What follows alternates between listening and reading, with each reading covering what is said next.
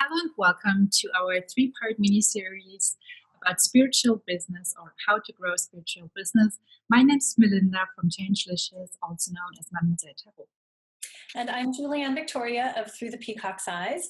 And Melinda and I met through Instagram, through social media. One day she was doing a tarot reading giveaway, so I decided to enter it. And I won, and we hit it off. And here we are presenting you with this mini-series on spiritual business. Yes, we thought it would be very interesting to you guys because we are at different levels of our experience. So I just started a year and a half ago. And Julian, you are working like since forever. Yes, since 2005 or 2006, around that time, I can't remember exactly. So about 11, 12 years, I've been doing tarot and astrology readings or life coaching sessions, which often are combination readings. And it's interesting because my business has completely flipped and transformed in that time. I've been a healer since the year 2000, and that sort of is what led me into doing readings and life coaching. Because I noticed that, I was talking to clients. Clients came to me, I felt like more for the coaching, the conversation, than for the physical and energetic healing. And so I just decided, okay, I'm studying tarot and astrology. I'm going to start doing readings. And I started to build my client base that way. Yeah. Well, I decided to go with my calling, which is tarot, because I was not happy with the corporate world. I'd like to share something about my background so you can understand where I come from and what motivated me to go into this spiritual business. And well, first of all, I'm French and German. As you can hear, I have a little accent.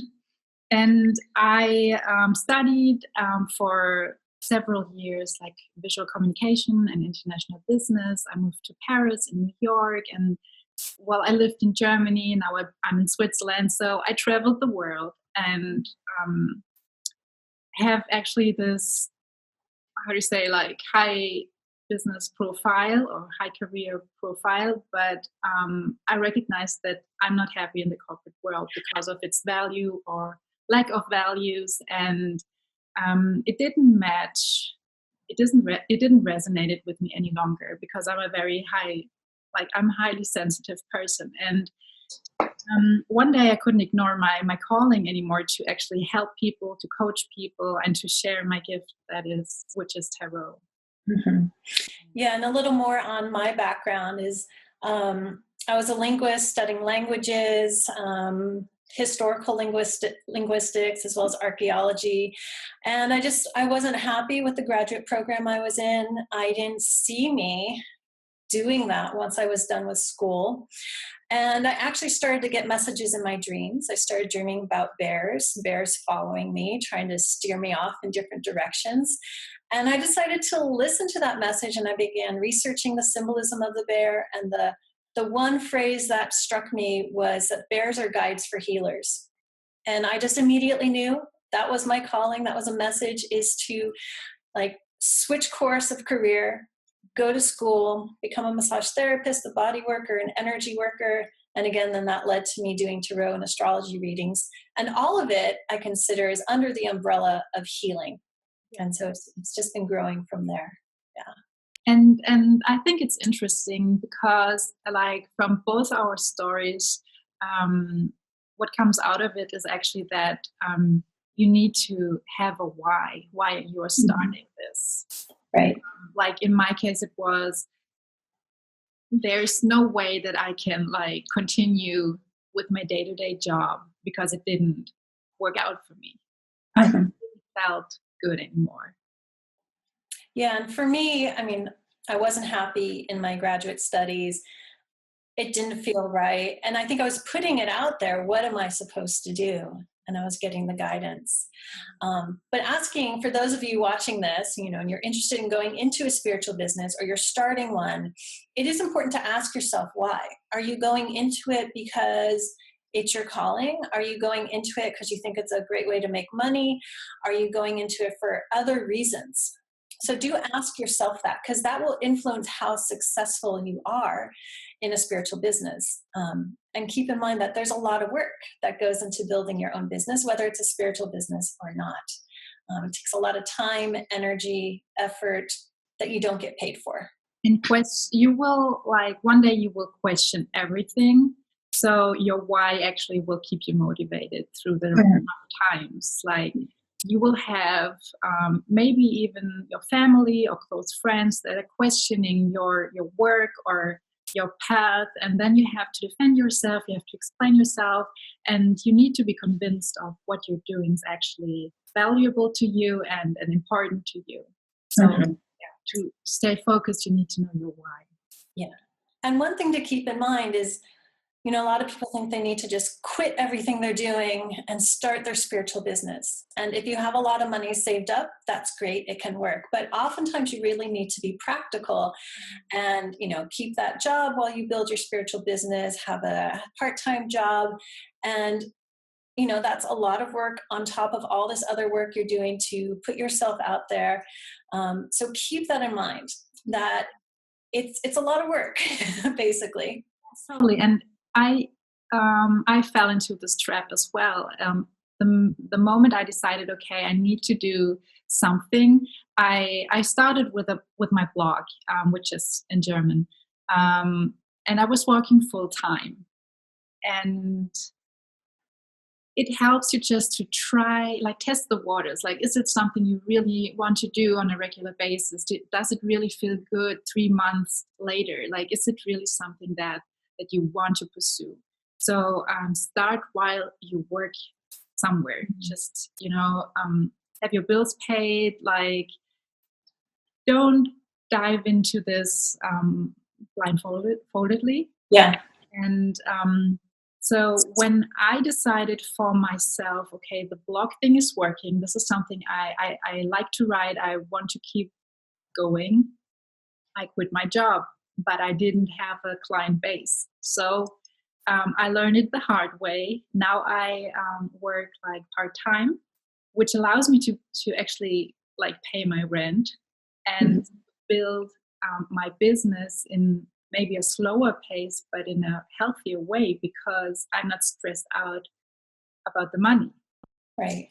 So, yeah, and luckily for me, when I first started doing readings and life coaching, you know, I had my client base from my massage therapy practice, and so, you know, I was able to build it from there, and they would refer friends. So it built very easily. But then I did a major life change. I sold my home. I moved a couple states away, back to my hometown for a while, thinking I would just start up another new business right away. But what ended up happening is I ended up caretaking parents for a few years. And there was actually almost a period of 2 years where I hardly worked. But I still had my clients, my tarot and astrology clients from my old hometown that wanted readings. So I got on Skype, I figured out how to get on Facebook, and I was very low tech at that time. And so I started doing distance readings, phone readings, just a few here and there. I really didn't have much time outside of caretaking to do much, but I realized, oh, this is a whole new way of doing business, where before it was all word of mouth, all in person. Now I was like, not in person at all. So that really shifted how to do business. And I basically had to start over with an online business. And I already had my blog, which I had started in 2011. And my intention with my blog was just for writing. And it has now transformed into a way to show what I do, to show my knowledge, to show my expertise. But it is also a tool to give free guidance for others as well. So it's a spiritual business, and I do want to give as much as I can through writing, through free YouTube videos and whatnot, but it is a business. So I have to work both ends of it, basically. Well, I started immediately online because of lack of time to build something offline. I started online because like I can launch something or post something. I can program the post to be like online at 10 o'clock, for instance, but I can write it like 10 days earlier or whatever. So due to like time, but also due to money, because I didn't have the big budget. I decided to go online and to use all those different platforms that are out there. But of course, um, there's so many tarot readers out there that I need to give my clients the time, or the people the time, to get to know me, to get to know my work. And as you're saying, like, online is a great way to um, provide readings for free for all of those who are undecided or who cannot afford a reading. So it's a great way Right. to show what you're actually about, and who you are and how you. Yeah, and that's what I love about having my YouTube channel is I can give free readings to people on a regular basis. It does also show people how I do readings. So if they're interested in getting a personal reading, they can see what it's like. But I really love helping out people as much as I can that I can afford to do. And so the YouTube channel has like opened up that window for me to here's some readings, here's some guidance for you, here's some life coaching. And I have started to do other types of videos like vlogs, which hopefully help people as well. But it is sort of like my service to others as well. And it's, I think, important to, um, like, if you want to launch a spiritual business, it's important to also have a little bit of a strategy. Like, um, when you provide free readings, how does the money come in? Because we, like, the purpose of a spiritual business is that you want to help people. It is actually the core of the business, is helping people. But at the same time, it is a business. So I think finding the right balance needs thinking, and it's a learning curve also, like, Yeah. what works and what doesn't work. Yeah. So it's important to like lay out your goals, set your intentions, address the practical needs. Do you need a side job while you build this business? But there is often that tug of war between, okay, I want to be of service, I want to help other people, but I need to pay the bills. I need to survive well. I need to eat. I need to have a roof over my head. I need clothing to wear. So that can be challenging for a lot of people. I know a lot of people have struggled with that. So, and I find that balance actually with the social media, because I put all these free readings out there. Everything, the blog, Facebook, Instagram, Twitter, YouTube, that's all basically work I do for free, which encompasses probably half of my time working. So it's a lot of work. And yes, the YouTube videos are monetized, but that doesn't make much money at all. It's a cup of coffee here and there. So keep that in mind. And there are ways to balance out. If you're struggling with building a spiritual business, and you're struggling with, oh, it's spiritual, it should be free, but I have to pay the bills, you can find a compromise with that. And it is a service, and that's something, it's worth value. Know your value. And we'll talk more into that in one of the following videos coming up in the mini series. But think about what is your value? What is your service worth? Yes, that's important to think about too. Also, since it is a spiritual business, it is important to actually set the intentions of what you want to put out there. It's not just a business in the usual sense, or in the usual term. It's more than that. Like, for me, I quit the corporate world because all the values I found there weren't matching mine, or there was lack of value and a lack of compassion, a lack of whatever you want. So, like, in my daily business or daily practice, I actually need to think about what's the difference between just being self-employed or having a spiritual business. And it starts with nourishing myself. Like, what do I eat? Do I sleep enough? Do I have a practice, spiritual practice like yoga or whatever, like your thing is? Like, just, am I grounded enough to actually, am I able to help other people if I can't help myself? So, there's a balance as well. And this is a major part. And you don't get money for this, but it's important to provide your help to others as well. Yeah, which is a good point you bring up. It's like, to have a spiritual business, you yourself, in a sense, must be following the advice you give other people. Mhm. And with that, then you're more authentic. Instead of just, say, reading tarot cards, this means this and this means this, to make some money, it's whatever advice comes through, you acknowledge for yourself, and you be what you're offering to others. Yes. Yeah. And we talked about this earlier.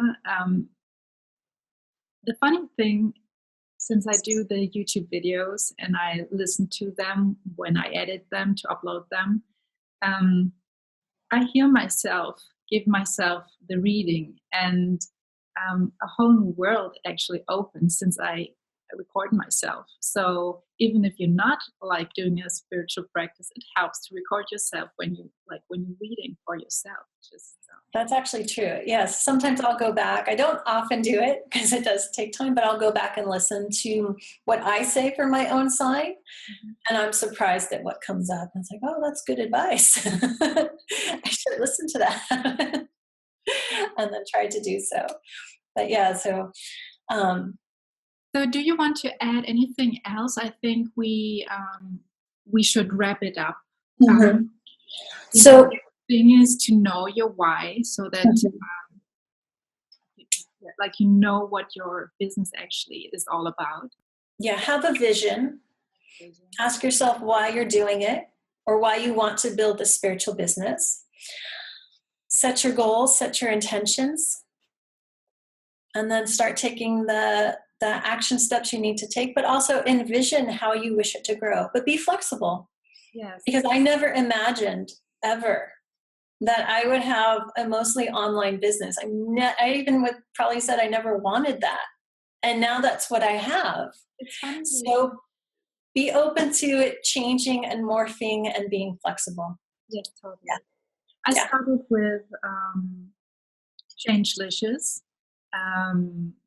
soul styling, and spirit coaching. And part of the spirit coaching is the tarot business. And over time, I realized that the tarot part of this business is most interesting to people for right now. So I have to adapt as well. Like I have a vision, a midterm and long-term vision, but like in the meantime, the short-term moment is, okay, I need to expand the Mademoiselle Tarot stuff because people really are open to it, and this is how I will grow. So as I say, have a vision but stay flexible. Yeah, stay flexible, be adaptable, and watch for the signs from the universe. Yes. So I don't think I mentioned this, but I started making YouTube videos because I think it was in 2014 at the beginning of the year. I said, what do I need to do to reach more people, to help more people, and to build my client base? Mhm. And I kept hearing, start making videos. And it took me 6 months of hearing that and be like, no, I don't know how to do that. I don't want to do it. And I finally made my first video. And I realized, oh, okay, this isn't so bad. And it just kept growing from there. So listen to those voices, your inner voice, your guidance, and be open to it too. Always. Yes. Yeah. Yes. So to wrap it up, we have some questions for you, for the viewers. What are your goals? Actually, why would you like to have a spiritual business? What's the why that drives you? What are you thinking about personally, maybe business-like or business-wise? What are your goals? Where do you see, where do you see yourself in a year? Where do you see it going in 5 years? What's your motivation? Mm-hmm. And also, what kind of questions do you have? What kind of questions would you like us to answer? Yeah, any spiritual business questions, any place where you're stuck or you're not sure what your calling is. How do you discover that? Or you've started and it's going nowhere and you're hitting roadblocks. Why and what else you can do? So let us know your questions about building or starting a spiritual business, and we'll be happy to answer them for you. Yes. So we will see you in part 2 of the mini-series. Mm-hmm. And yes, I wish you a wonderful day. Yeah, and thank you for watching. Bye, everyone.